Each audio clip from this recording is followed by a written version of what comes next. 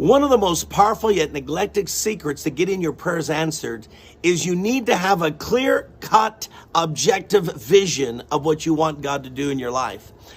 Hebrews 11:1 says, now faith is the substance of things. Can y'all say things? Things hoped for.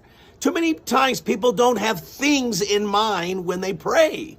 And when they're using their faith, they don't have things. If you ask people, what do you want God to do in your life? Well, I like to be more happier. Well, how? Well, I don't know. I like to be a better person. Good. But how? I'd like to be healthier. In what specific areas? I like to be a bit more prosperous. How? No one has answers to that. And so often when people pray, they don't have a clear-cut vision of what they want to see God do in their life. They need to be specific.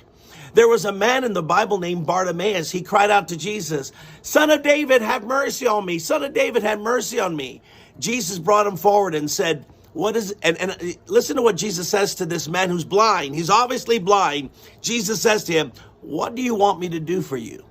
Well, isn't it obvious that the man wants to see? But Jesus doesn't let you get away with that. He wants you to be specific.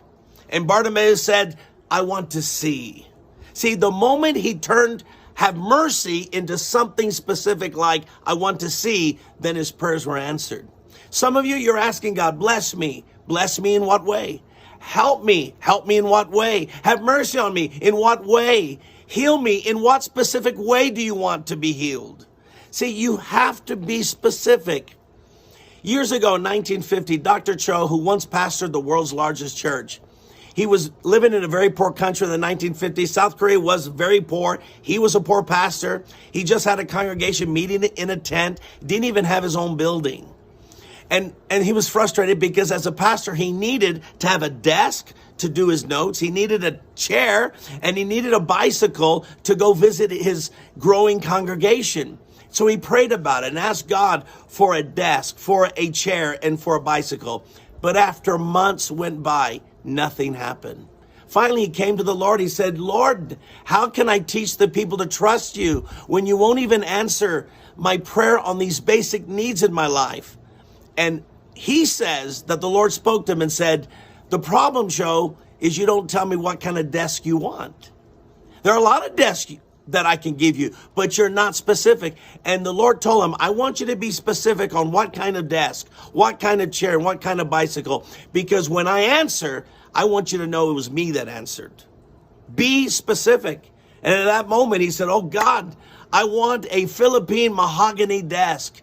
And for a chair, I want one that's with metal frame, that's sturdy, that has rollers on it, that I can move around and feel like a hot shot. And I want an American 10-speed bicycle with gears on the side. The moment he got specific, the answer came and the breakthrough came. I want to ask you, are you specific in your prayers? Well, later on, Dr. Cho started to prosper and he was preaching in a particular church. And after the message was over, the pastor and his wife came to Dr. Cho and said, would you pray for one of our sisters in our church? She's getting up in years. She's 30 years old and she's an attractive woman, but she can't find a husband. He said, sure, I'll be glad to pray with her. So he met this 30-year-old woman, and he says she was very attractive, but yet she couldn't find a husband. And Dr. Cho says, what kind of man are you looking for? And she said, well, any man that God sees fit to give me. He says, that's your problem. You're not specific. He said, let's sit down. He sat her down, took a piece of paper out, and said, here's a pen. I want you to write down what you want. She says, what do you mean? Well, first of all, what kind of husband do you want? Do you want an Asian, an American, a white man, a black? And she said, well, I like Caucasian. Write it down, a Caucasian man. Well, do you want him to be tall or short? Well, I like tall men. Well, write it down. Do you want him to be slim or do you want him to be a little stout? She says, no, I like a slim man. Okay, what kind of hobbies do you want him to have? Well, I like music. I sure would like him to like music. Write down he likes music. What kind of career do you want him to have? Well, I've always respected teachers. And he said, write that down. The moment he gave her a list of 10 things, she wrote it down. Then Dr. Cho says, let's close our eyes. Close your eyes, sister. Can you see that man? Envision that man. That Caucasian, tall, slim teacher who loves music. Can you see him? She says, yes, I can see him. And just then he says, okay, let's order him now. Let's order him. And in other words, let's bring it before God. The moment she got specific, within a year, she got married. What happened? A quartet came to the church, an American quartet.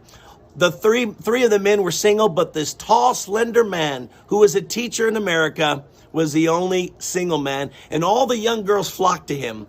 Yet, that young man was attracted not to the young girls, but was attracted to that 30-year-old spinster.